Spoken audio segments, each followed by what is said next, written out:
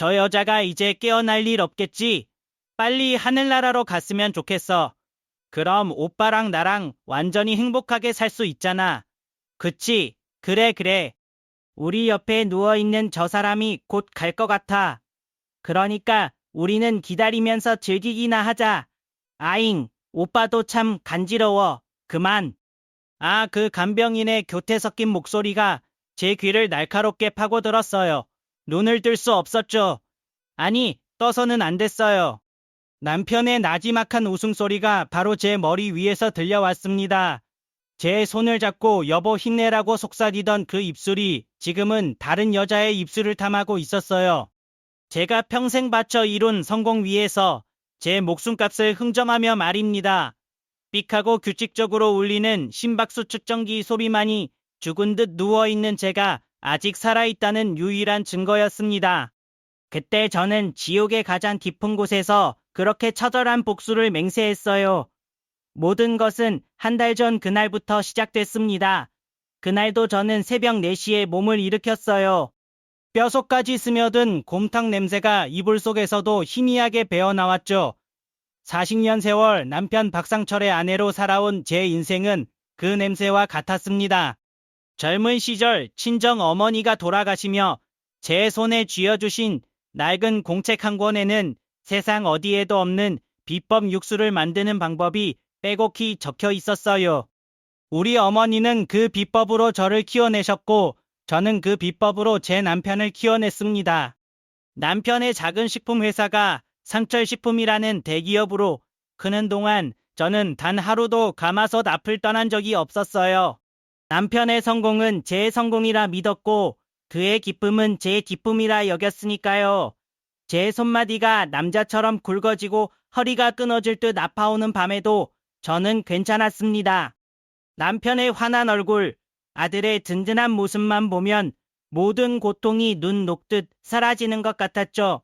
그날 아침 저는 여느 때처럼 정성껏 끓인 곰탕을 남편의 아침상에 올렸습니다.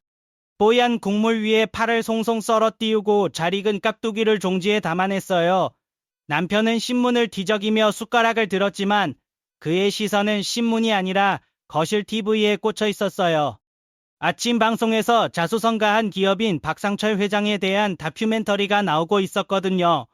상철식품의 성공 비결은 무엇보다 어머니의 손맛이라는 브랜드에 있습니다. 이 비법은 어떻게 탄생하게 된 것입니까? 앵커의 질문에 남편은 기다렸다는 듯 미소를 지으며 입을 열었어요. 네, 저희 어머니께서 생전에 음식 솜씨가 참 좋으셨습니다. 제가 어릴 적 가스레인지에 푹 끓여주시던 그 곰탕 맛을 잊을 수가 없어서 돌아가신 어머니를 그리워하는 마음으로 그 맛을 재현한 것이 지금의 어머니의 손맛이 되었습니다. 쿵! 심장이 아득한 곳으로 떨어지는 기분이었어요. 손에 들고 있던 행주를 저도 모르게 꽉 움켜쥐었어요. 그 사람이 말하는 어머니는 제 어머니였어요. 곰탕을 끓이다 화상 입은 제 팔뚝 흉터를 볼 때마다 이 곰탕이 우리 집안을 살렸다며 눈물 짓던 우리 엄마 말입니다. 그런데 남편은 너무나 태연하게 제 어머니의 역사를 자신의 어머니 역사로 둔갑시키고 있었어요. 40년간 부엌에서 청춘을 바친 제 존재는 그 어디에도 없었어요. 저는 아무 말도 하지 못하고 부엌으로 돌아섰어요. 등 뒤로 남편이 만족스럽게 헛기침하는 소리가 들려왔어요. 서운하다는 생각조차 사치처럼 느껴졌어요. 그래, 다 회사를 위한 일인데 내 공을 내세워서 뭘 하겠어? 당신이 빛나면 된 거지. 그렇게 또 한 번 저는 스스로를 다독였어요. 제 속이 수덩이처럼 타들어가는 줄도 모르고 말입니다. 설거지를 마치고 나오자 남편은 이미 옷을 차려입고 현관에 서 있었어요. 오늘은 중요한 계약이 있는 날이라며 아침부터 부산을 떨었죠. 저는 늘 하던 대로 그의 넥타이를 매만져 주었어요. 그때였어요. 남편이 인상을 찌푸리며 제게서 한 발짝 뒤로 물러섰어요. 아, 진짜 당신 몸에 밴 그 냄새 좀 어떻게 할 수 없어. 중요한 손님 만나러 가야 하는데 아침부터 재수없게 이게 뭐야. 순간 제 세상이 무너지는 것 같았어요. 재수 없는 냄새. 제 희생과 헌신의 다른 이름이 고작 재수없는 냄새였다니. 40년 세월이 송두리째 부정당하는 기분이었어요. 눈물이 핑 돌았지만 저는 이를 악물고 참았어요. 제 눈물은 그 사람에게 그저 귀찮은 투정일 뿐이라는 것을 너무나 잘 알고 있었으니까요. 미안해요. 얼른 씻을게요. 제 대답에 남편은 혀를 차며 고개를 돌렸어요. 그리고 보란 듯이 주머니에서 향수를 꺼내 온몸에 뿌려댔어요. 비싼 향수 냄새가 제 곰탕 냄새를 비웃으며 공기 중으로 흩어졌어요. 아, 그리고 오늘 오후에 공장에 좀 다녀와야겠어. 신제품 육수 배합에 문제가 생겼다니까.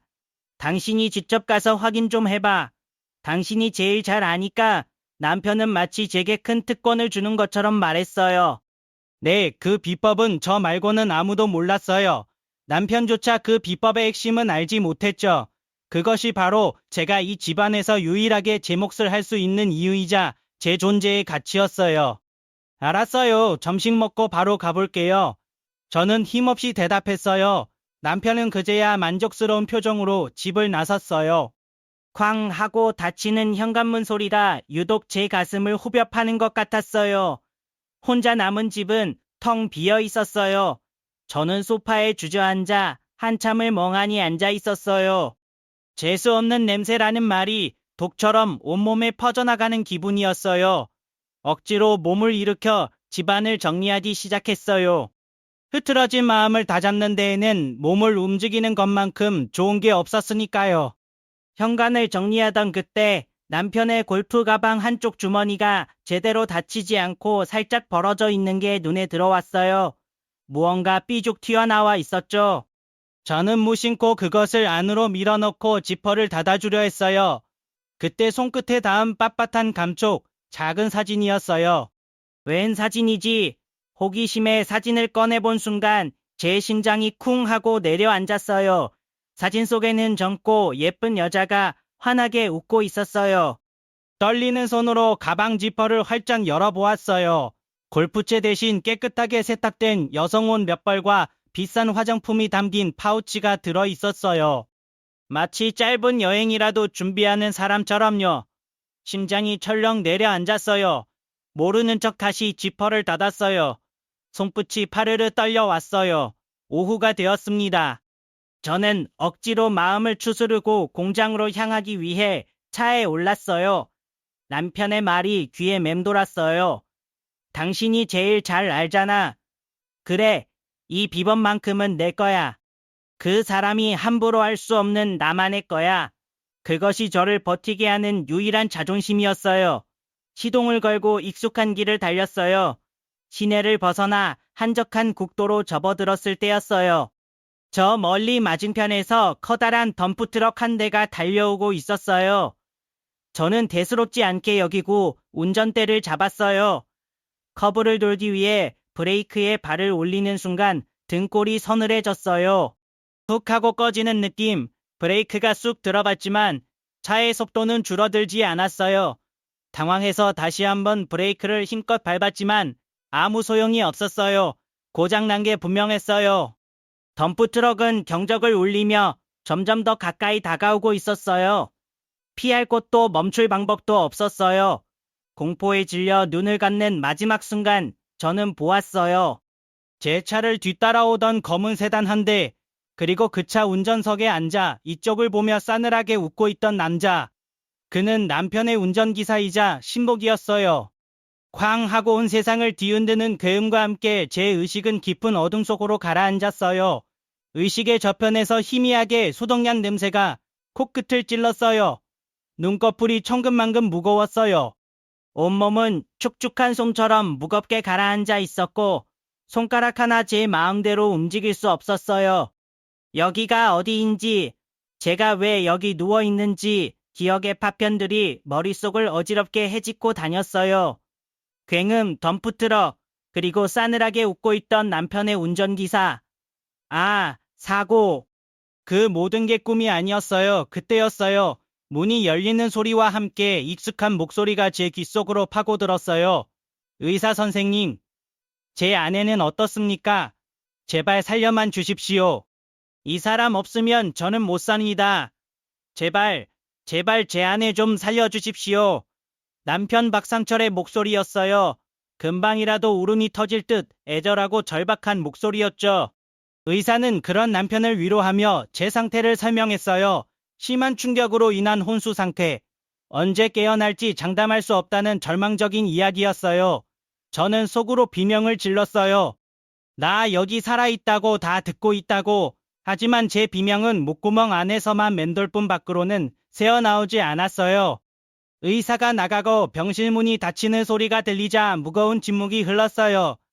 저는 남편이 제 손이라도 잡아주길, 제발 괜찮다고 말해주길 간절히 바랐어요. 하지만 제 귀에 들려온 것은 깊은 한숨 소리와 함께 지옥의 밑바닥에서나 들릴 법한 혼잣말이었어요. 하, 지긋지긋한 팔자, 갈 거면 곱게 갈 것이지. 사람 피 말리게 이게 뭐야?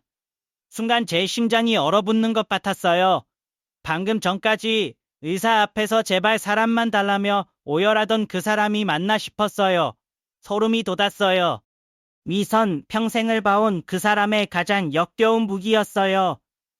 남편은 잠시 서성이는 것 같더니 이내 주머니에서 휴대폰을 꺼내 어딘가로 전화를 걸었어요. 나야. 병원 상황 뭐 그냥 그래. 의사 말로는 가만히 없다는데 더 지켜봐야지. 아, 짜증나. 창립 기념일이 코앞인데 일이 이렇게 꼬여서 어떡하냐. 당신은 오늘 저녁 약속 취소하지 말고 그대로 진행해.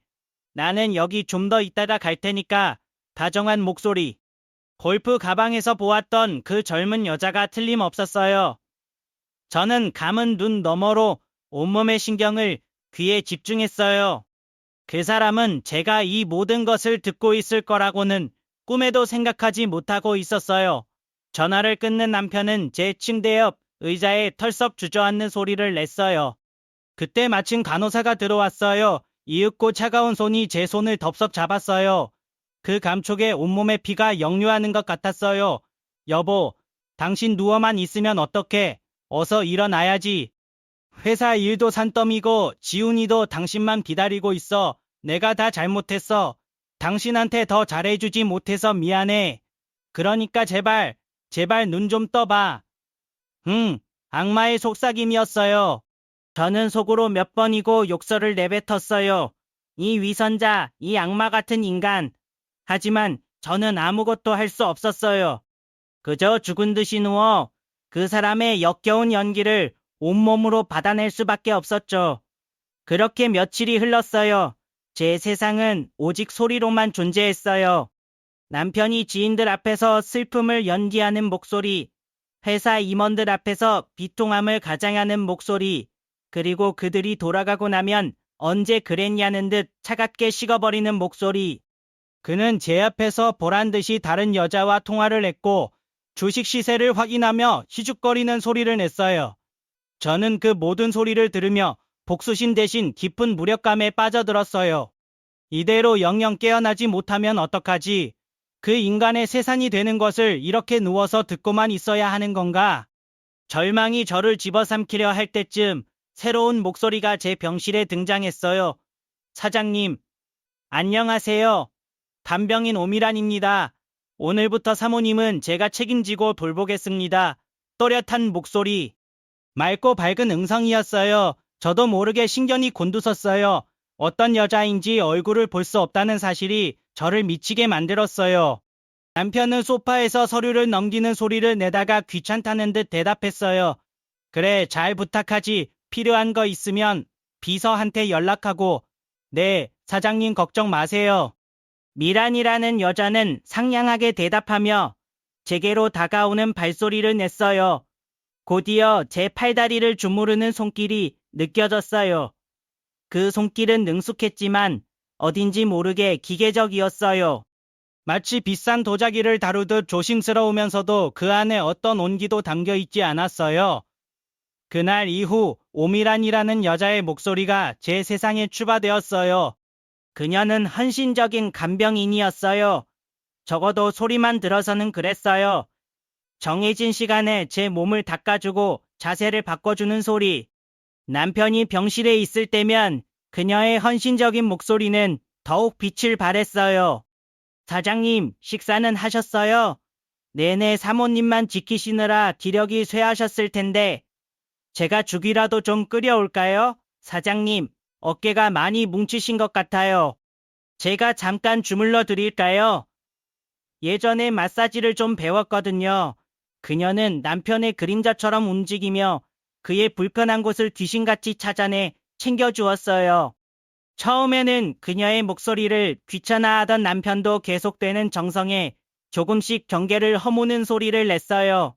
그는 간병인이 타주는 커피를 마시는 소리를 냈고 그녀가 어깨를 주물러주는 동안 잠시 편안한 숨을 내쉬는 소리를 내기도 했어요.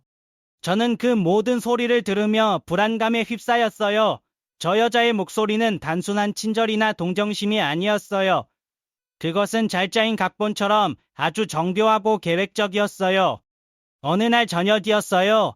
남편은 회사 일로 골머리를 앓는 소리를 냈어요. 중요한 계약이 틀어졌는지 그는 소파에 앉아 마른 세수를 하며 깊은 한숨을 내쉬고 있었어요. 병실에는 무거운 침묵이 흘렀어요. 그때 간병인이 조용히 그에게 다가가는 소리가 들렸고 차잔을 내려놓는 소리가 났어요. 사장님, 너무 상심하지 마세요. 큰 일을 하시는 분들은 다 이런 고비를 넘기시더라고요. 따뜻한 위로의 말이었어요. 하지만 저는 들었어요. 그 목소리 끝에 매달린 미세한 교태를 남편은 지친 목소리로 대꾸했어요. 당신이 뭘 안다고? 저는 잘 모르지만 사장님 목소리를 들으면 알 수 있어요. 절대 이대로 무너지실 분이 아니라는 걸요. 그리고 사장님 곁에는 사모님도 계시잖아요. 우리가 다 기운 내시라고 응원하고 있어요. 미라는 그렇게 말하며 무언가 부드러운 소리를 냈어요. 아마도 그녀의 손이 남편의 손등에 닿은 것이리라. 잠시 정적이 흘렀어요. 남편은 아무 말도 하지 않았어요. 거부하는 소리도 받아들이는 소리도 내지 않았어요. 그 침묵이 저에게는 천마디 말보다 더 공포스럽게 다가왔어요. 저는 감은 눈 너머의 어둠 속에서 온몸이 차갑게 식어가는 것을 느꼈어요. 시작된 것이었어요. 여우의 사냥이. 그리고 그 나약한 남자는 기꺼이 그 사냥의 먹잇감이 되려 하고 있었어요. 제 병실은 이제 단순한 배신의 공간을 넘어 새로운 음모가 피어나는 위험한 둥지가 되어가고 있었어요. 저는 깨달았어요. 오미란이라는 여자의 목소리는 남편의 위선보다 훨씬 더 위험한 소리가 될 수도 있다는 것을, 그것이 저를 더욱 깊은 지옥으로 몰아넣고 있었어요. 소리에는 감정이 실리고 침묵에는 진심이 담긴다고 했던가요? 제 세상이 소리로만 이루어진 이후 저는 그 말의 참혹한 의미를 온몸으로 깨닫고 있었어요. 남편의 다정한 목소리 뒤에 숨은 칼날과 오미란이라는 여자의 상냥한 목소리 끝에 매달린 독을 저는 매일같이 맛보고 있었어요. 제 병실은 고유한 지옥이었고 그들의 목소리는 저를 천천히 잠식하는 고문이었어요. 오미란의 유혹은 날이 갈수록 대담하고 노골적으로 변해갔어요. 그녀는 더 이상 남편의 눈치를 살피는 소리를 내지 않았어요. 오히려 제 앞에서 남편을 자신의 남자인 것처럼 다루는 소리를 냈어요. 어느 날 오후 남편이 중요한 전화를 받으며 병실을 서성이는 소리가 들렸어요.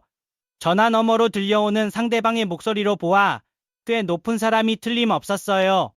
남편은 평소답지 않게 허리를 굽실거리며 비굴한 목소리를 내고 있었어요. 전화가 끝나자 그는 분을 사귀지 못하고 거친 숨을 몰아쉬며 넥타이를 푸는 소리를 냈어요. 그때 조용히 제 침대 시트를 정리하던 미란이 아무렇지 않게 남편에게 다가가는 소리가 들렸어요. 사장님, 그렇게 답답하게 계시면 병나세요. 그녀의 목소리와 함께 바스락거리는 옥기 소리가 났어요. 아마도 그녀가 남편의 셔츠 단추에 손을 대고 있는 것이리라. 남편은 당황한 듯 헛기침을 했어요. 이 사람이 지금 뭐 하는 짓이야? 남편은 징짓 화를 내는 척 소리쳤지만 그 목소리에는 힘이 실려 있지 않았어요. 미라는 낮게 웃는 소리를 냈어요. 그 웃음소리는 제 귀 속에서 뱀처럼 또아리를 트는 것 같았어요. 세상 사람들 앞에서는 큰 소리 치시는 사장님도 결국엔 위로가 필요한 연약한 남자일 뿐이잖아요. 안 그래요? 그 말 한마디에 남편의 마지막 이성의 끈이 툭 하고 끊어지는 것 같은 소리가 들렸어요. 잠시 동안 아무 소리도 들리지 않았어요. 그 무서운 침묵 뒤로 남편의 거친 숨소리와 미란의 만족스러운 숨소리가 뒤섞여 들려왔어요. 저는 알 수 있었어요. 남편이 제 남편이라는 사람이 다른 여자의 품에 안겼다는 것을.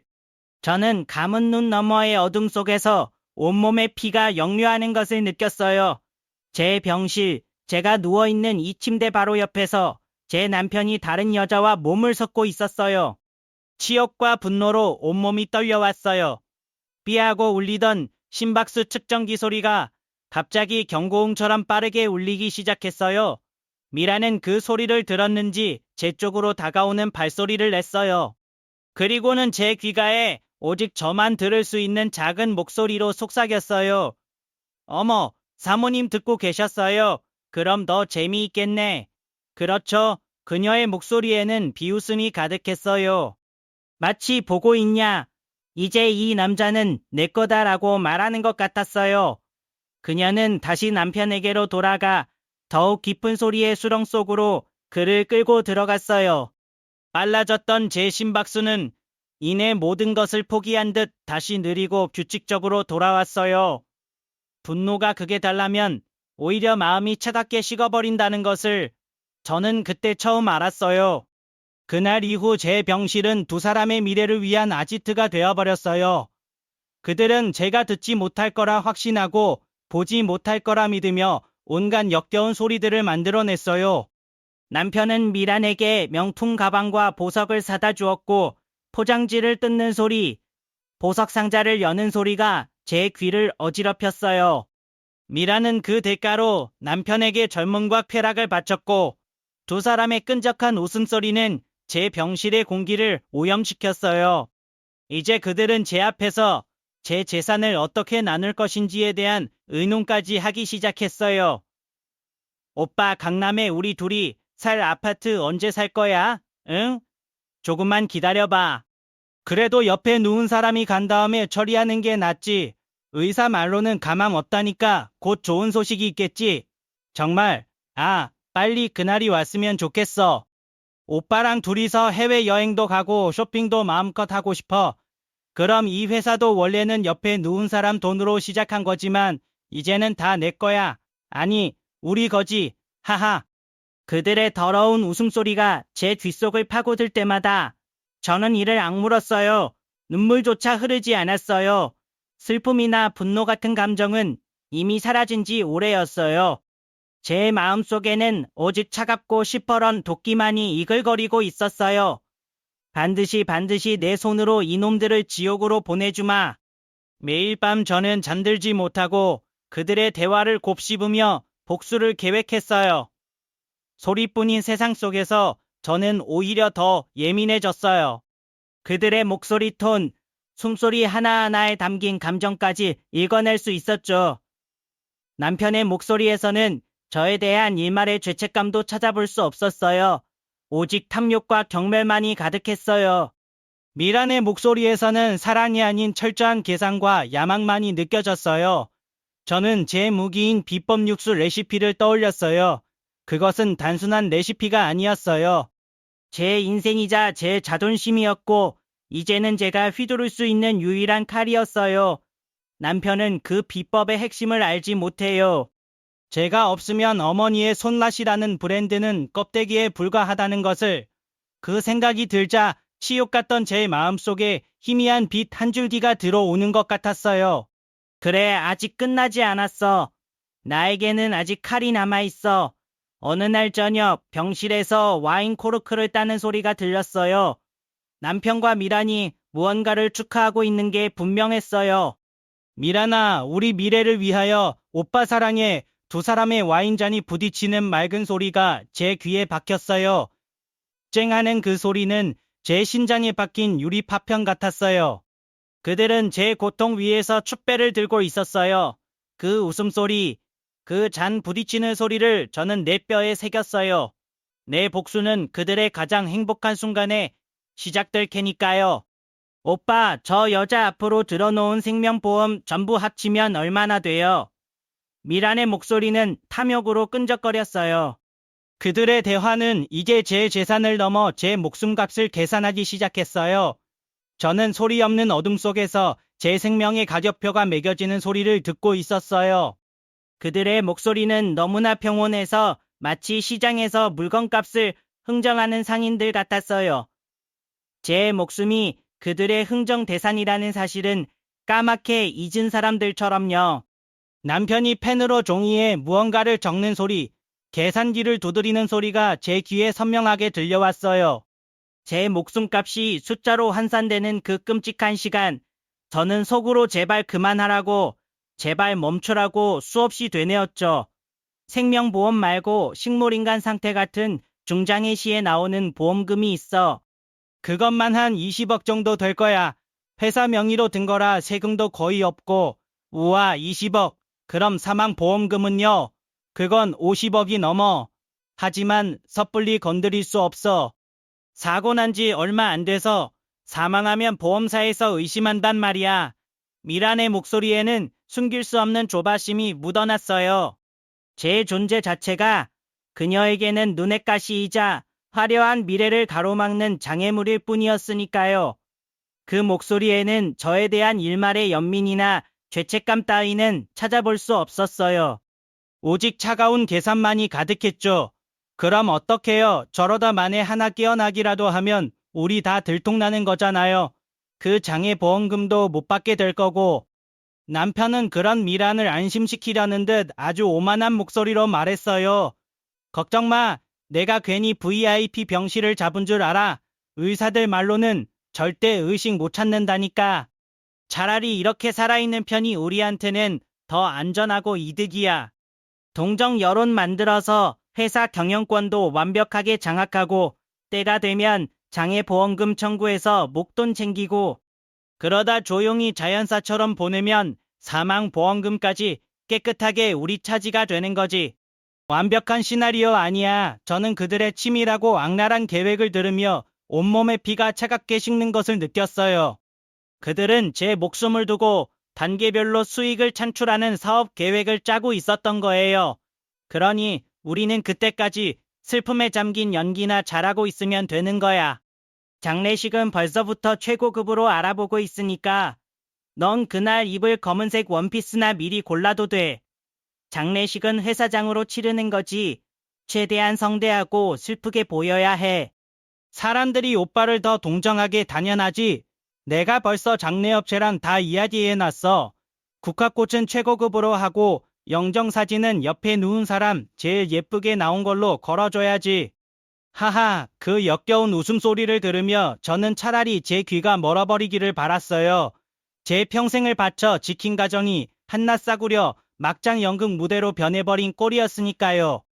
그날 밤 창문을 두드리는 빗소리가 마치 제 마음속에서 흐르는 피눈물 소리처럼 느껴졌어요.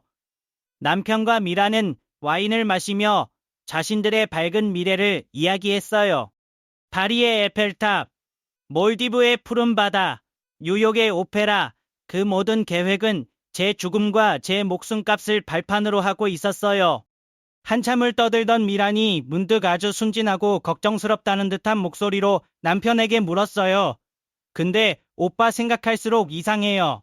사모님, 운전 경력이 몇십 년인데 그렇게 허무하게 사고가 났다는 게 혹시 차에 무슨 문제가 있었던 건 아닐까요? 오빠가 워낙 큰 회사를 운영하시니까 혹시라도 오빠한테 앙심을 품은 사람이 사모님 차에 손을 댔다거나 그런 끔찍한 상상까지 들어요. 전 그냥 오빠가 걱정돼서 그래요. 저는 알 수 있었어요. 저것은 교활한 뱀이 혓바닥을 날름거리며 상대의 약점을 떠보는 소리라는 것을. 그녀는 남편을 떠보고 있었던 거예요. 사고의 진실에 대해, 그리고 제 남편이 얼마나 잔인한 사람인지에 대해. 남편은 미란의 순진한 걱정 뒤에 숨은 칼날을 눈치채지 못한 듯, 혹은 그녀에게 자신의 완벽한 계획을 과시하고 싶었던 듯 으쓱하는 목소리로 입을 열었어요. 그 목소리에는 어리석은 자부심마저 담겨 있었죠.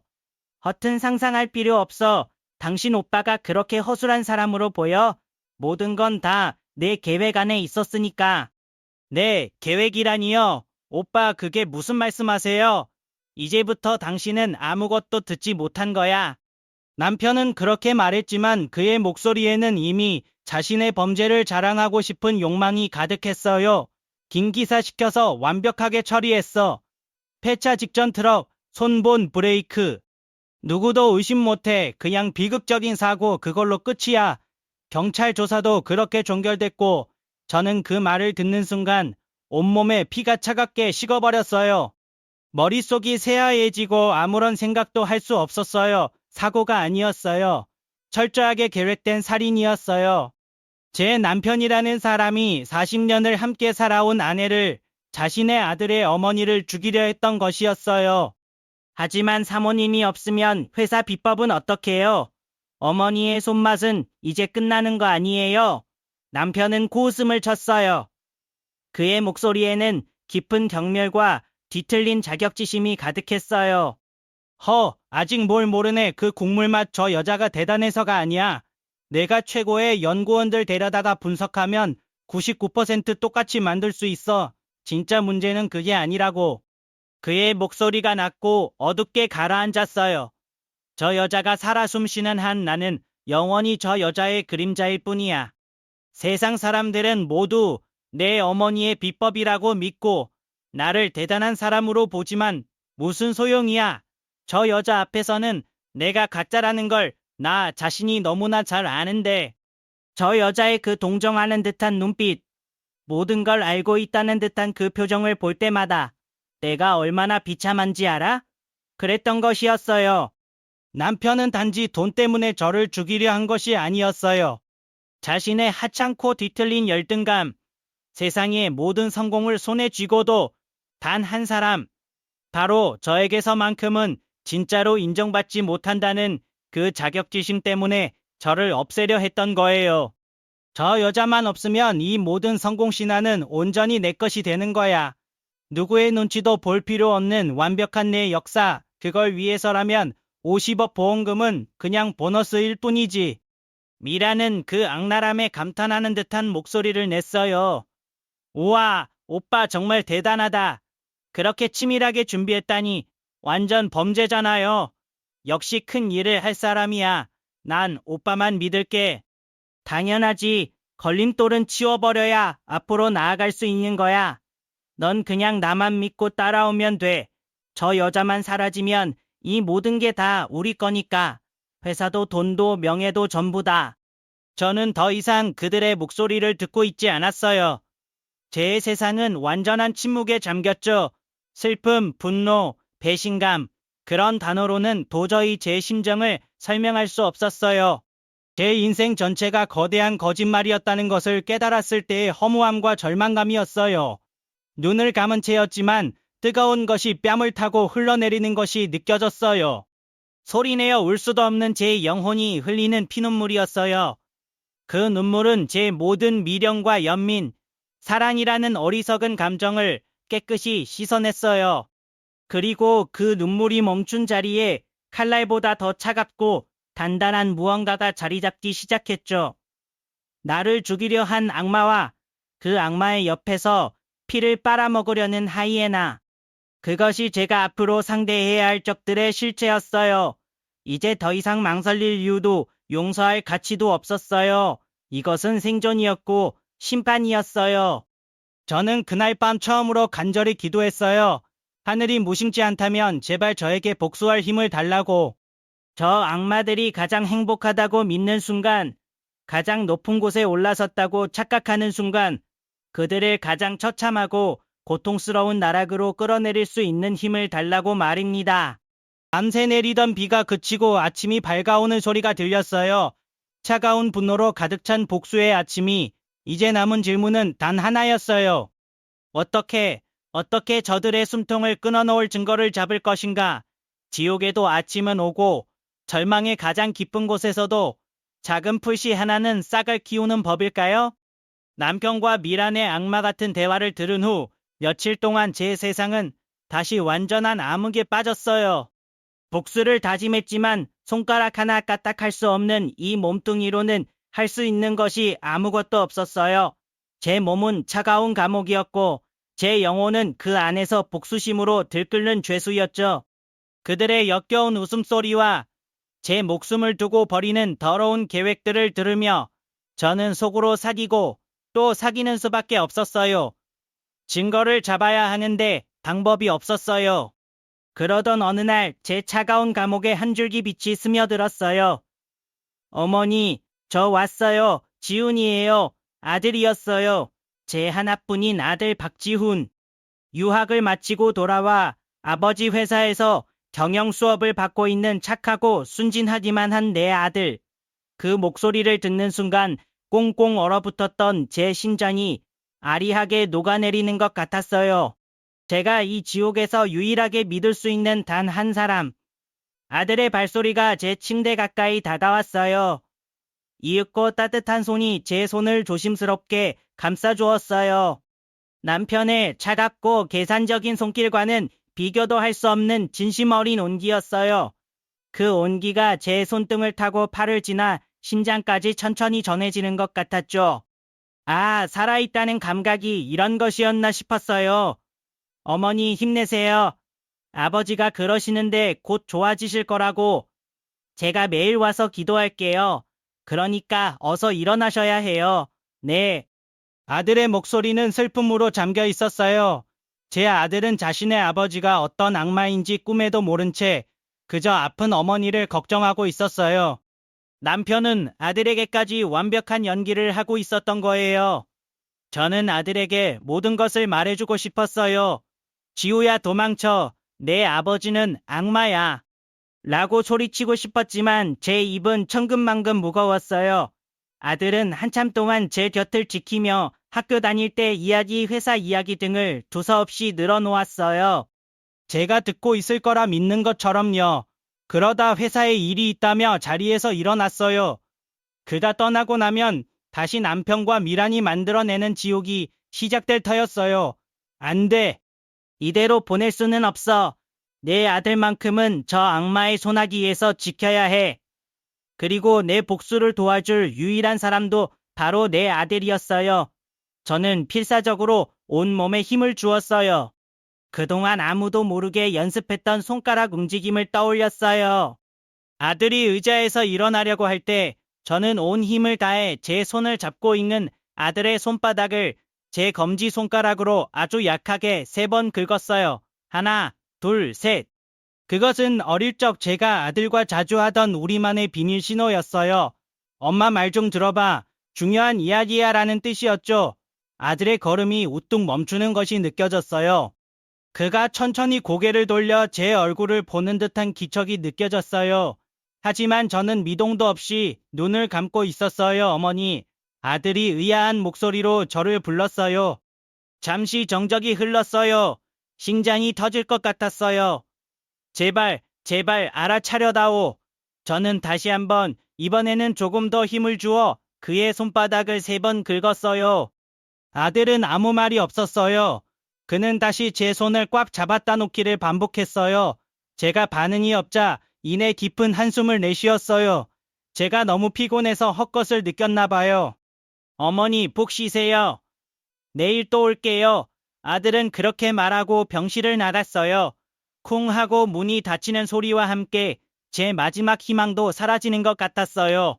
너무 미약했던 걸까? 아들이 어릴 적 일을 기억하지 못하는 걸까? 절망감이 다시 파도처럼 저를 덮쳐왔어요. 며칠 동안 아들은 병문 안을 오가며 아버지와 미란의 행동을 유심히 관찰했어요. 그리고 패턴을 발견했죠. 일주일에 2번 남편은 답답하다는 핑계로 미란을 데리고 병원을 빠져나가곤 했어요. 비싼 저녁 식사와 쇼핑. 남편은 그녀에게 자신의 부와 권력을 과시하며 환심을 사려 했고 미란은 그 시간을 이용해 간병인이 아닌 내연녀로서의 입지를 다지고 있었던 거예요. 제 병실은 그들의 미래를 위한 출발점이자 종착점이었던 셈이죠. 하지만 그날 밤 기적의 기회는 저들의 죄악 속에서 싹트고 있었어요. 남편과 미란이 평소보다 더 화려하게 차려입고 병실을 나서는 소리가 들렸어요. 아들은 복도에서 그 모습을 확인하고 두 사람이 완전히 병원을 빠져나간 것을 확인한 뒤 제 병실로 들어왔어요. 병실 문이 아주 조용히 열리는 소리가 났어요. 그리고 제 귓가에 아들의 속삭임이 들려왔어요. 어머니, 저예요, 지훈이. 혹시 제 목소리 들리시면 제가 드리는 말씀이 맞으면 제 손바닥을 한 번만 긁어주세요. 저는 떨리는 마음으로 온 힘을 다해 아들의 손바닥을 한 번 긁었어요. 아들이 숨을 급하게 들이마시는 소리가 들렸어요. 세상에, 어머니, 정말 의식이 있으셨던 거예요. 저는 다시 한번 그의 손바닥을 긁었어요. 그렇다는 뜻이었어요. 아들은 한참 동안 아무 말이 없었어요. 그의 손이 미세하게 떨리고 있었어요. 이내 그는 울음 섞인 목소리로 제게 말했어요. 어머니, 혹시 아버지 때문에 아버지가 어머니를 힘들게 하시는 건가요? 맞으면 한 번, 아니면 두 번 긁어주세요. 저는 망설임 없이 그의 손바닥을 한 번 긁었어요. 아들은 충격을 받은 듯 한동안 움직이지 않았어요. 그는 자신의 아버지를 세상에서 가장 존경하는 사람으로 알고 살아왔어요. 그 믿음이 흔들리는 순간이었을 거예요. 그의 혼란스러운 숨소리가 제게도 고스란히 전해졌어요. 알았어요, 어머니. 일단 제가 어떻게 된 일인지 알아볼게요. 하지만 아버지께는 절대 티 내시면 안 돼요. 어머니도 계속 지금처럼 아무것도 모르는 척 하셔야 해요. 아시겠죠? 저는 그의 손바닥을 길게 한번 긁어주었어요. 알겠다는 약속이었어요. 다음날 아들은 아무 일 없었다는 듯 평소처럼 병문안을 왔어요. 그는 아버지 앞에서는 효자 아들 노릇을 훌륭하게 해냈어요. 하지만 그가 제 손을 잡을 때 저는 느낄 수 있었어요. 그의 손에 아주 작은 물건이 들려있다는 것을. 그는 남편이 잠시 자리를 비운 틈을 타 제 침대 밑으로 그 물건을 조용히 밀어 넣었어요. 그리고 제 귀가에 아주 작게 속삭였어요. 초소형 녹음기예요.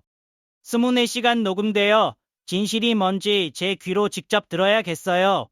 그날 이후 병실의 모든 소리는 작은 녹음기 안에 차곡차곡 쌓여갔어요. 남편과 미란의 역겨운 애정 행각, 보험금을 나누려는 계획, 그리고 마침내 그들의 입에서 교통사고 관련된 대화까지. 어느 날 아침 병실을 찾아온 아들의 기척은 이전과 완전히 달랐어요. 그의 발소리에는 힘이 없었고 온몸에서는 주체할 수 없는 분노와 슬픔의 기운이 느껴졌어요. 그는 제 손을 잡고 아무 말 없이 오열했어요. 소리 없는 눈물이었어요. 자신의 아버지가 어머니를 죽이려 했다는 사실을, 그 아비라는 자가 악마였다는 사실을 알아버린 아들의 피눈물이었어요. 한참을 울던 아들은 눈물을 닦고 저를 보며 말했어요. 그의 목소리는 이전과는 비교할 수 없을 만큼 차갑고 단단해져 있었어요. 어머니, 이제 제가 어머니의 손과 발이 되어드릴게요. 저 악마 같은 인간들에게 자신들이 무슨 짓을 저질렀는지 뼈저리게 느끼게 해줄 겁니다. 어머니의 복수는 이제 저의 복수이기도 합니다. 저는 아들의 손바닥을 힘껏 잡았어요. 그것은 제 대답이었어요. 고맙다, 내 아들. 그리고 미안하다. 너에게 이런 짐을 지게 해서. 그날 저희 모자의 비밀스럽고도 처절한 연대가 시작되었어요. 지옥의 한가운데서 우리는 복수를 위한 첫 번째 칼을 갈기 시작했어요. 제 마음은 이제 시베리아보다 더 차갑게 얼어붙어 있었어요. 슬픔도 분노도 그 차가운 결심 아래에서는 힘을 잃었어요. 이제 남은 것은 오직 하나. 어떻게 이 완벽한 지옥도를 저들에게 고스란히 돌려줄 것인가 하는 냉철한 계산뿐이었어요. 제 아들 지훈이는 저의 손과 발이 되어 밖에서 전쟁을 치르고 있었고, 저는 제 안에서 전쟁을 시작했어요. 제게 남은 유일한 무기, 저들의 거짓말 위에 굳힐 가장 확실한 증거인 제 자신의 몸을 되찾기 위한 전쟁이었어요. 그날도 모두가 잠든 깊은 새벽이었어요. 저는 어둠 속에서 필사적으로 눈꺼풀에 힘을 주었어요. 마치 수천 킬로그램의 바위가 짓누르는 듯 눈꺼풀이 제 의지를 비웃으며 꼼짝도 하지 않았어요. 땀이 비오듯 흘렀지만 닦아낼 힘조차 없었어요. 수백 수천 번의 시도 끝에 마침내 천근만근 무겁던 눈꺼풀이 아주 미세하게 파르르 떨리며 한 줄기 틈을 만들어냈어요. 몇 달 만에 처음으로 마주한 세상은 흐릿했어요. 희미한 비상등 불빛 아래 제 병실에 하얀 천장이 보였어요. 그리고 그 옆 침대에서 아무것도 모른 채 곤히 잠들어 있는 오미란의 희미한 실루엣. 저 여자는 지금쯤 제 재산을 어떻게 나눠 가질지 행복한 꿈을 꾸고 있겠지요. 저는 다시 조용히 눈을 감았어요. 아직은 때가 아니었어요. 이 작은 승리에 도취될 때가 아니었어요. 그날 이후 저는 아무도 모르게 필사적인 재활을 시작했어요. 남편과 미란이 병실을 비우는 시간, 그리고 깊은 새벽 시간을 이용했어요. 눈을 뜨는 연습, 손가락을 하나씩 쥐었다 펴는 연습, 발가락에 힘을 주는 연습, 아주 작은 움직임 하나하나가 제게는 에베레스트 오르는 것만큼이나 힘겨웠어요. 굳어버린 근육들이 비명을 질렀고 온몸은 식은땀으로 흘건해졌어요. 하지만 저는 포기하지 않았어요. 제 몸에 힘이 돌아올수록 제 복수의 칼날도 더욱 날카로워졌어요. 밤마다 찾아온 아들은 저의 작은 변화에 눈물을 글썽이며 기뻐했어요. 어머니, 어제보다 손가락에 힘이 더 들어가는 것 같아요. 조금만 더 힘내세요. 그는 밤새 제 팔다리를 주무르며 굳은 근육을 풀어주었고, 그런 아들의 도움에 힘입어 제 몸은 기적처럼 조금씩 회복되어 갔어요. 밖에서의 전쟁도 순조롭게 진행되고 있었어요. 아들은 최동욱 변호사와 함께 아버지의 제국을 무너뜨릴 증거들을 차곡차곡 모으고 있었어요. 어머니, 아버지가 미란이라는 여자에게 회사 법인카드로 사준 명품 내역을 전부 확보했어요. 수천만 원에 달해요. 최 변호사님이 이걸로 배임 혐의를 추가할 수 있겠다고 하세요. 어머니, 아버지가 찬명계좌로 회사 돈을 빼돌린 정황을 포착했어요.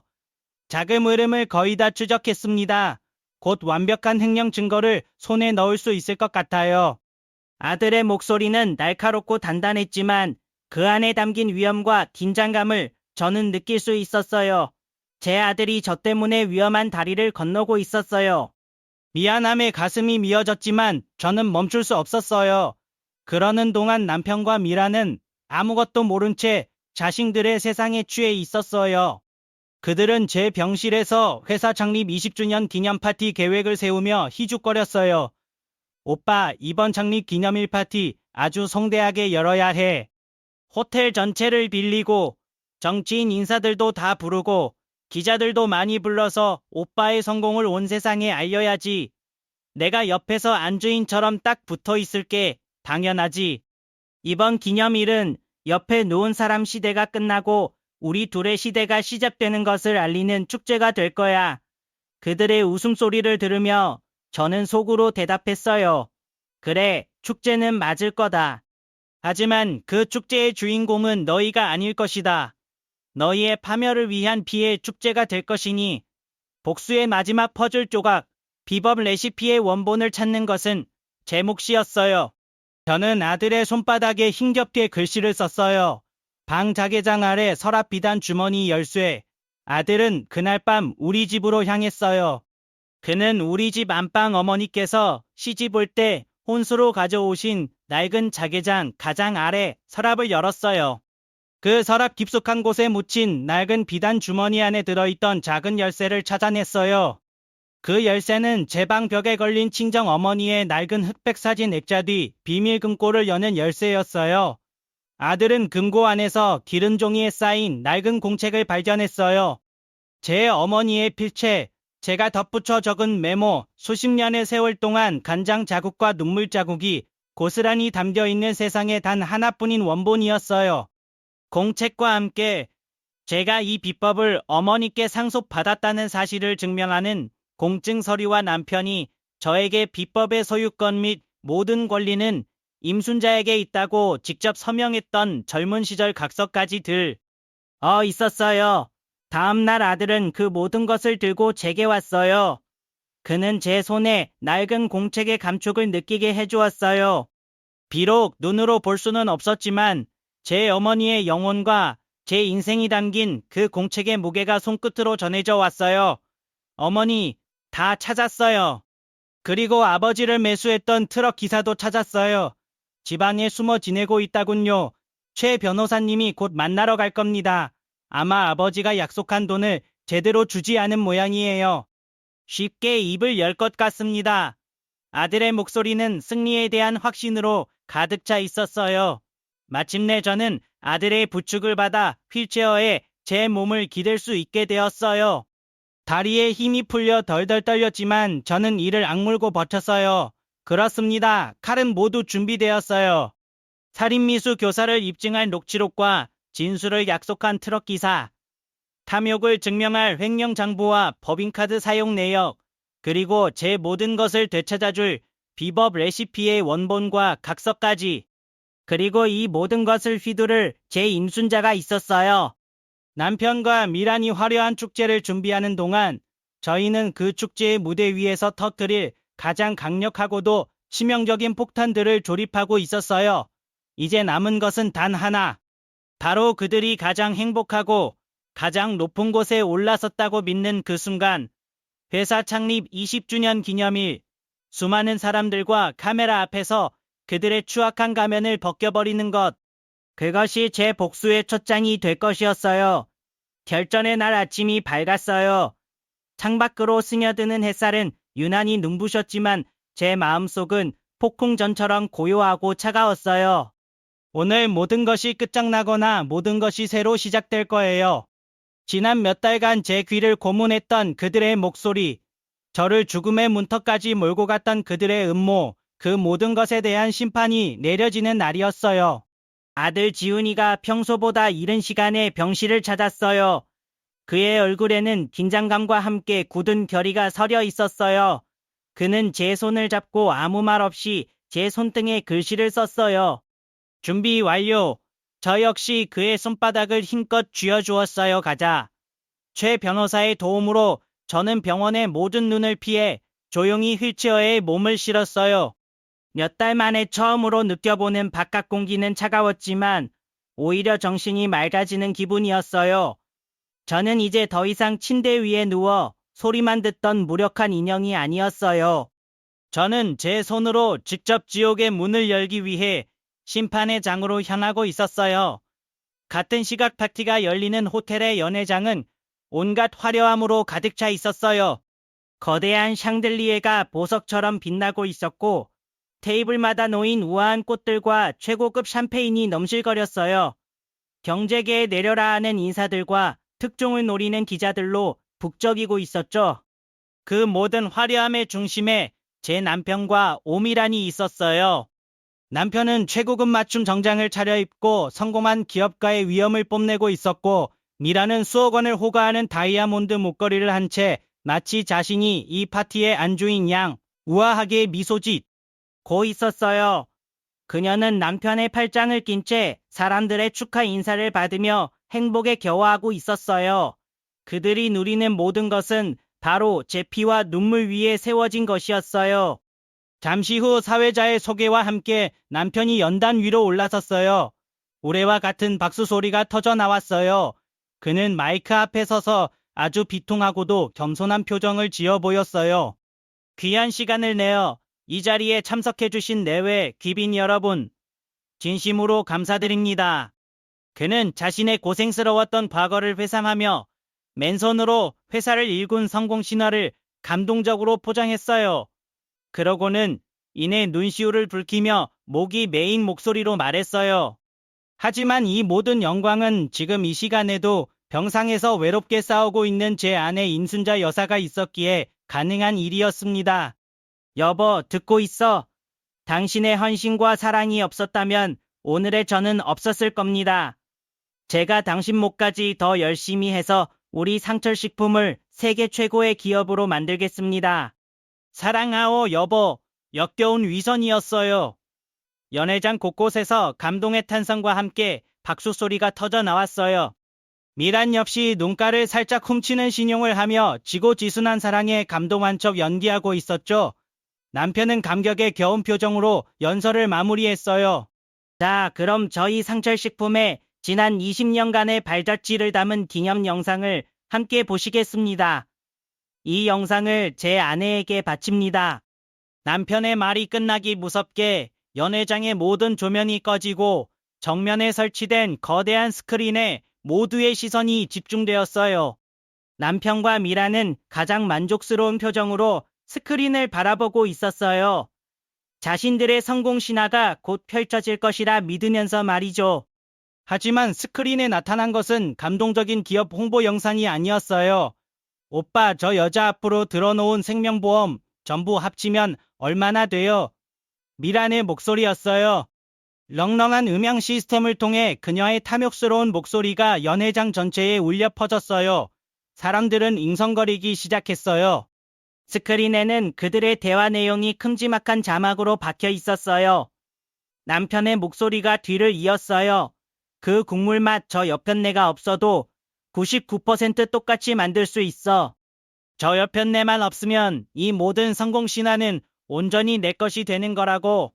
연회장은 순식간에 찬물을 끼얹은 듯 조용해졌어요. 사람들의 얼굴에서 미소가 사라지고 경악과 불신이 떠올랐어요. 남편과 미라는 사색이 된 채 스크린을 바라보았어요. 영상은 계속되었어요. 회사 자금을 횡령하여 미란에게 명품을 사준대요. 두 사람이 내연 관계임을 증명하는 사진들이 연달아 터져 나왔어요. 그리고 마침내 결정적인 한 방이 터졌어요. 영상 속에서 초췌한 모습의 트럭 기사가 등장했어요. 박상철 회장이 시켰습니다. 임순자 사장님 차 브레이크에 손을 대고 사고를 내서 죽이라고 했습니다. 성공하면 평생 먹고 살 돈을 주겠다고 약속했습니다. 그의 증언과 함께 남편이 천명계좌로 그에게 돈을 보낸 이체 내역까지 화면에 떠올랐어요. 모든 것이 끝나는 순간이었어요. 저건 거짓말이야, 조작된 거라고. 남편이 마이크를 잡고 미친 사람처럼 소리쳤지만 아무도 그의 말을 믿지 않았어요. 기자들의 카메라 플래시가 미친 듯이 터졌고 연회장은 아수라장이 되었어요. 바로 그때였어요. 최 변호사가 연단 위로 올라섰어요. 조작이라고 하셨습니까, 박상철 회장님? 여기 당신의 목소리가 담긴 녹취록 원본과 당신이 직접 서명한 각서 원본이 있습니다. 당신이 아내 임순자 여사에게 모든 비법의 권리가 있다고 인정한 각서 말입니다. 최 변호사의 말이 끝나기 무섭게 연회장 뒷문이 활짝 열렸어요. 경찰들이 들이닥쳤어요. 박상철 씨, 살인미수 교사 및 특정경제범죄 가중처벌법상 횡령 혐의로 긴급 체포합니다. 경찰들이 남편에게 수갑을 채웠어요. 미라는 비명을 지르며 도망치려 했지만 다른 경찰들에게 길이 막혔어요. 그리고 그 순간 모든 소란을 잠재우는 듯 연회장의 정문이 천천히, 아주 천천히 열렸어요. 모든 사람의 시선이 그곳으로 향했어요. 그곳에는 휠체어에 앉은 제가 있었어요. 지훈이가 제 뒤에서 굳은 표정으로 휠체어를 밀고 있었죠. 저는 몇 달간의 투병으로 해숙했지만 그 누구보다도 똑바로 허리를 펴 채 정면을 응시했어요. 제 눈빛은 차갑고도 강렬하게 수갑을 찬 채 이쪽을 바라보는 남편에게로 향했어요. 남편의 얼굴이 공포와 불신으로 하얗게 질려갔어요. 그는 마치 유병이라도 본 사람처럼 저를 보며 뒷걸음질 쳤어요. 저는 그를 향해 아주 희미하게 그러나 그 누구보다도 강렬하게 미소 지어 보였어요. 여보, 파티는 즐거웠어. 이제부터가 내가 당신을 위해 준비한 진짜 축제의 시작이요. 그 답은 이미 정해져 있었어요. 파티는 끝났어요. 화려했던 샹들리에 불빛은 꺼졌고 최고급 샴페인이 넘실대던 자리에는 깨진 유리 조각과 사람들의 경악만이 뒹굴고 있었어요. 그 아수라장을 뒤로 하고 병실로 돌아왔을 때 저는 몇 달 만에 처음으로 TV를 켰어요. 화면 속에서는 방금 전 제가 일으킨 폭풍이 생중계되고 있었어요. 수갑을 찬 채 끌려나가는 남편의 망연자실한 얼굴, 기자들을 향해 비명을 지르며 발버둥치는 오미란의 추한 모습. 저는 휠체어에 앉아 그 모든 광경을 무표정하게 아주 오랫동안 지켜보았어요. 통쾌함보다는 지독한 허무함과 함께 앞으로 가야 할 길이 더 멀다는 차가운 현실감이 저를 지배하고 있었어요. 그 시간 남편과 오미라는 각각 다른 취조실에서 자신들의 파멸을 마주하고 있었을 거예요. 제 눈으로 직접 보지 않아도 그들의 모습이 머릿속에 선명하게 그려졌어요. 남편은 처음에는 오만함을 잃지 않았겠죠. 지금 나한테 무슨 짓을 하는지 알고 있어. 내가 누군지 알아. 당장 내 변호사 불러. 이건 명백한 명예훼손이고 음모야. 그는 책상을 내리치며 고함을 질렀을 거예요. 하지만 형사가 그의 앞에 녹취록 전문과 트럭 기사의 자백서, 그리고 수억 원의 횡령 증거 자료들을 펼쳐놓는 순간 그의 기세는 꺾이기 시작했을 거예요. 그는 이 모든 것이 그가 숨만 붙어 있는 인형이라고 여겼던 제가 꾸민 일이라는 것을 믿을 수 없다는 표정으로 서류들을 몇 번이고 다시 읽었겠죠. 그리고 이내 그의 오만함은 두려움은 곧 살기 위한 발버둥으로 변해갔을 거예요. 그 여자가 임순자가 어떻게 그는 혼잣말을 되뇌며 무너져 내렸을 테죠. 한편 오미라는 달랐을 거예요. 그녀는 취조실에 들어서는 순간부터 눈물부터 쏟아냈겠죠. 저는 아무것도 몰라요. 억울해요. 다 박상철 회장님이 시켜서 한 일이에요. 저는 그저 회장님을 사랑했을 뿐이에요. 저도 피해자라고요. 그녀는 자신의 젊음과 미모를 무기 삼아 가련한 피해자를 연기하며 모든 죄를 남편에게 떠넘기려 했을 거예요. 사랑을 속삭이던 두 사람은 이제 서로의 죄를 떠넘기며 살아남기 위해 서로를 물어뜯는 짐승으로 변해 있을 터였어요. 그것이 바로 제가 그들에게 내려준 첫 번째 지옥이었어요. 서로를 믿지 못하고 서로를 의심하며 서로를 파멸시키는 지옥. 제 병실은 더 이상 감옥이 아니었어요. 그곳은 이제 제 복수를 위한 완벽한 전쟁 상황실이 되어 있었어요. 최 변호사와 아들 지훈이가 제 침대 옆을 지키고 있었어요. 저는 이제 더 이상 손가락으로 신호를 보내지 않았어요. 대신 똑바로 그들의 눈을 바라보며 제 뜻을 전달했어요. 어머니, 괜찮으세요? 오늘 너무 무리하셔서. 아들이 걱정스러운 눈빛으로 저를 바라보았어요. 그의 얼굴에 드리운 근심을 저는 이제 제 눈으로 직접 볼 수 있었어요. 저는 몇 달 만에 처음으로 제 의지로 많은 감정을 쏟아낸 탓에 온몸의 기력이 빠져나가는 것을 느꼈어요. 하지만 정신은 그 어느 때보다 또렷했어요. 저는 제 뜻을 전하기 위해 힘겹게 입을 열었어요. 목소리는 쇳소리처럼 거칠고 작았지만 제 의지를 담기에는 충분했어요. 제발 더 강하게. 복수는 이제 시작일 뿐입니다. 저들에게 빼앗긴 모든 것을 되찾으려면 저는 제 두 발로 다시 일어서야만 했어요. 최 변호사가 제 의지를 알아차리고 입을 열었어요. 그의 눈에는 존경심마저 서려 있었어요. 어머니의 의지가 대단하시군요. 좋습니다. 지금부터는 속도전입니다. 박상철은 어떻게든 법망을 빠져나가려 할 겁니다. 그가 제기할 기회를 주어서는 안 됩니다. 법적인 압박과 동시에 그의 돈줄과 권력의 기반인 회사를 완벽하게 장악해야 합니다. 최 변호사의 말에 지훈이가 결의에 찬 목소리로 대답했어요. 제가 하겠습니다. 회사는 제가 지키겠습니다, 어머니. 저는 아들의 손을 힘껏 잡아주었어요. 고맙고 미안하고 그리고 대견했어요. 우리의 다음 계획은 상철식품의 경영권을 되찾는 것이었어요. 저는 여전히 회사의 대주주였어요.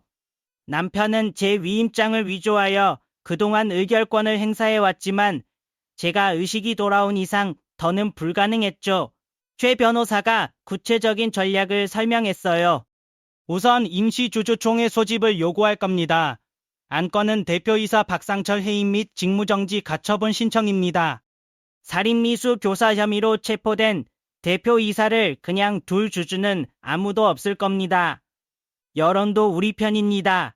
그리고 어머니의 의결권을 위임받은 지훈 씨가 임시의장직을 맡아 총회를 진행하는 겁니다. 모든 것이 계획대로였어요. 저는 고개를 끄덕인 후 중요한 다음 수를 두었어요. 비법 공개해라. 지훈이가 놀란 눈으로 저를 바라보았어요. 어머니, 비법을요? 할머니와 어머니의 전부인 그 비법을요? 그걸 공개하면 우리는 뭘로 싸웁니까? 저는 더 이상 말하는 대신 곁에 있던 아들의 손을 잡고 테이블 위에 메모지와 펜을 힘겹게 가리켰어요. 아들은 제 뜻을 알아채고 재빨리 제 손에 펜을 쥐어주었어요. 저는 떨리는 손으로 온 정신을 집중하여 앉아 힘겹게 글씨를 써내려갔어요. 제 필사적인 의지가 펜 끝에 실려 종이 위에 새겨졌어요. 사람들은 곰탕 맛이 좋은 뼈에서만 나온다고 생각하지. 하지만 진짜 맛은 수십 년간 길들여온 그 못의 가마솥 숨결과 정성으로 밤새 불순물을 걷어낸 시간에서 나오는 거야. 아들과 최 변호사는 제가 쓴 메모를 들여다보며 숨을 삼켰어요. 최 변호사가 감탄과 존경이 뒤섞인 표정으로 입을 열었어요. 알겠습니다. 어머니, 핵심 비법 즉 수십 년간 길들인 가마솥과 정성 들인 시간 같은 무형의 자산은 숨기되 뼈와 재료의 레시피 자체는 공개함으로써 박상철의 거짓된 신화를 무너뜨리고 어머니께서 이 회사의 영혼임을 만천하에 공표하시려는 것이군요. 정말 대단한 수입니다. 저는 다시 펜을 들어 메모의 마지막에 한 문장을 더 추가했어요. 평생 남의 것을 흉내만 낸 자들은 진짜 맛이 어디서 오는지조차 모를 것이다. 그것이 그 자들의 가장 큰 약점이야. 남편은 평생 자신이 이 회사를 키웠다고 자부해 왔어요. 어쩌면 그 말이 맞을지도 모르겠어요. 그는 공장을 세우고 거래처를 뚫고 외형을 키웠으니까요. 하지만 그 모든 것은 그가 결코 이해하지 못하는 단단한 반석 위에 세워진 모래성이었어요. 그는 제 어머니의 비법을 가져가 자신만의 제품으로 만들었어요. 그는 자신이 만든 99%짜리 곰탕이 더 위대하고 뛰어나다고 믿었을 거예요. 그가 이해하지 못하는 마지막 1%, 즉 수십 년의 세월과 정성, 영혼이 담긴 그 깊이를 그저 감상적인 낭비라고 치부했을 테죠. 하지만 바로 그 1%가 모든 것이었어요. 그것은 단순한 제품과 한 집안의 역사를 가르는 기준이었어요. 그의 화려한 성공 신화는 결국 영혼이 빠진 눈부신 가짜였어요. 그리고 저는 이제 세상 사람들에게 진짜 어머니의 손맛이 무엇인지, 이 회사의 뿌리가 누구에게서 시작되었는지 증명해야 했어요. 그의 거짓된 신화를 무너뜨릴 가장 확실한 방법이었어요. 저는 제 모든 것을 걸고 그의 모든 것을 빼앗을 참이었어요. 다음 날 아침, 상철식품 대표이사 박상철 살인미수 혐의로 긴급 체포라는 뉴스가 모든 언론의 헤드라인을 장식했어요.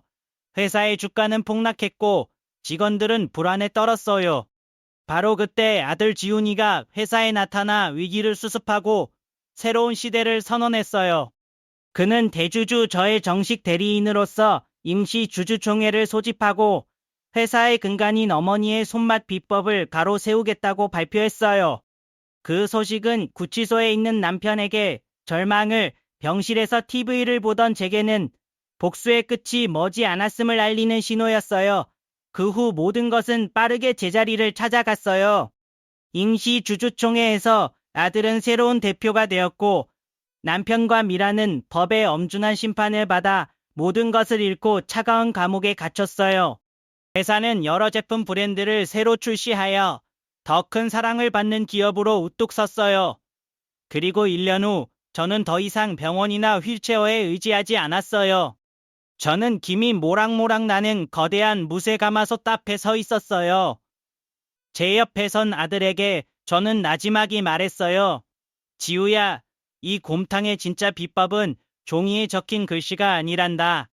바로 이 마음이야. 아들은 제 말을 들으며 환하게 웃었어요. 저는 그 모습을 평온한 미소로 바라보았어요. 제 길고 길었던 겨울은 끝나고 마침내 따뜻한 봄이 찾아왔어요. 참 여러분, 삶이란 때론 배신과 절망으로 가득할 수 있지만 그 속에서 용기를 잃지 마세요. 우리 모두 따뜻한 마음으로 하루로 마무지며 내일을 기대하며 살아가요.